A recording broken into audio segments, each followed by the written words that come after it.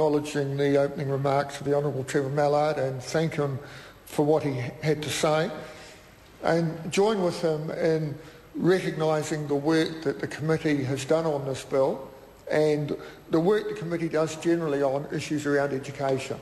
There are huge philosophical and practical differences between some of us on the committee, and certainly between Mr Mallard and myself. But what is never ever in doubt is that both of us and other members of the committee have at heart the best interests of children and education in New Zealand. And while we have some very, very rigorous debates and we all don't always agree, the committee has shown an ability to find pretty broad common ground on a lot of issues. And sure, there are differences over this bill, but committee members worked very, very hard to come back with as good a recommendations as we possibly could. And I certainly would also like to acknowledge Mr Mallard's support as Deputy Chairperson. He's a very, very experienced member with a very, very good grasp of standing orders and procedures. And if I continue, I may even get him demoted to the back benches over there. But the Education Amendment Bill number 2 makes changes in 6 broad areas, and I'll just run through them very, very quickly. Firstly, the introduction of secondary tertiary programs to give greater opportunities for youngsters at secondary school to have part of their education in a workplace or at a tertiary institution. Secondly, it exempts limited attendance centres from ECE licensing requirements. In other words, short stay places and shopping malls, swimming pools and that sort of thing. Thirdly, it changes refund provisions for international students enrolled at private training organisations. Fourthly, it updates the law surrounding independent schools, and in doing so responds to a Law Commission report called Private Schools and the Law. Fifthly, it makes changes to the priority order for admission to schools that have enrolment schemes.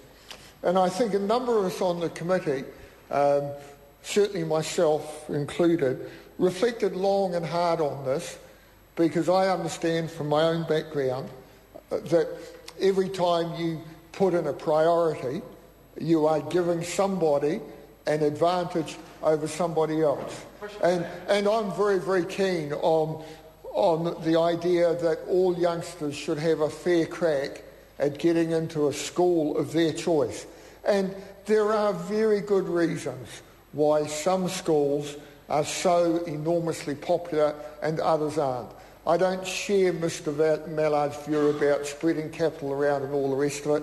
My objective has always been to get as many youngsters as we can into the best schools that we possibly can. Finally, the bill removes inconsistencies regarding the New Zealand Teachers' Council and the imposition of suspensions. And on this point, this came to the committee late. And I appreciate the cooperation that committee members gave in enabling us to deal with this in a timely fashion. I also, Mr Speaker, want to take a moment to acknowledge the contribution that the NZEI, the PPTA and the School Trustees Association made. They made themselves available at very short notice, and I want to acknowledge that under some pressure to respond to the committee, and they did that, and I appreciate that. So what this bill amounts to, Mr Speaker, is an extension of the government's desire to maximise participation in schooling and education, to keep students engaged in education for as long as possible, and to ensure, above all, that the state gets value for its investment in education. I commend the bill to the House. Well, Sue Moroney. Speaker, and it's a pleasure to rise and speak to the second reading of the Education Amendment Bill number 2.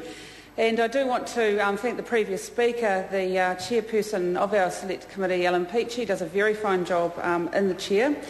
And it is interesting to note that we're he was right that we did have a very strong sense of cooperation on our committee, particularly when the ministry wanted to bring some late information into this amendment bill.